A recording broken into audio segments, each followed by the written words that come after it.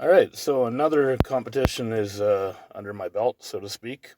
We did the provincials last weekend. I won gold medal on both arms in the Masters, Grand Masters division, over 50. And it's kind of funny because when I did the Grand Masters in the Atlantics a few weeks ago, I thought that that was going to be easy, and it ended up being very difficult. I got third place on my right arm and fourth place on my left arm. The competition level was much higher than I thought it would be. Now, this one, I had toyed with the idea of doing the open class in super heavyweight as well as the Grandmasters, but I wasn't feeling great leading up to it. Some of my neck issues pre surgery have resurfaced a little bit. I'm not overly concerned, but, you know, cautious. So I decided to just do the Grandmasters, and the level of competition from the Atlantics to the provincials was quite a bit lower. So it was fairly easy for me.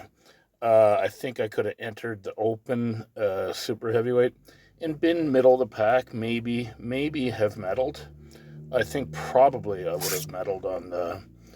I think probably I could have got third place on the right arm. Uh, Left arm would have been very difficult, but I still think I would have been middle of the pack, if truth be told. There's no way of knowing that for sure.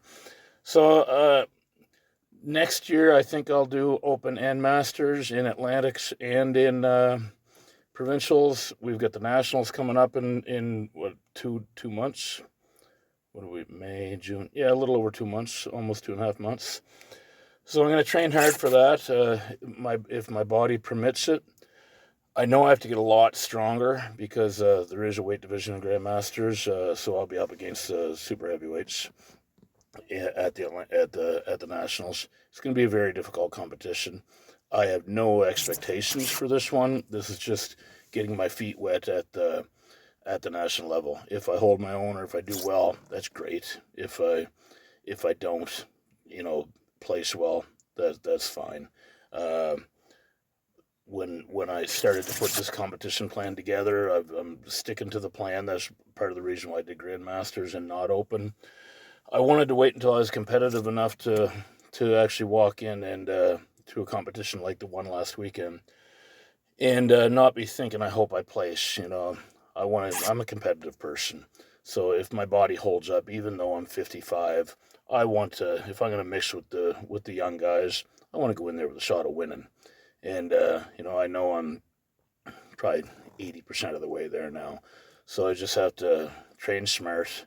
I think I have to lay back on the heavy training sessions a little bit.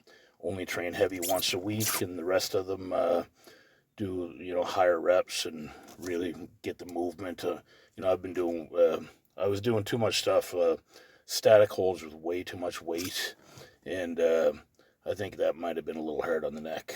And eventually, I'm gonna end up tearing a tendon or doing something stupid. So I just have to train a little smarter, be patient, trust the process.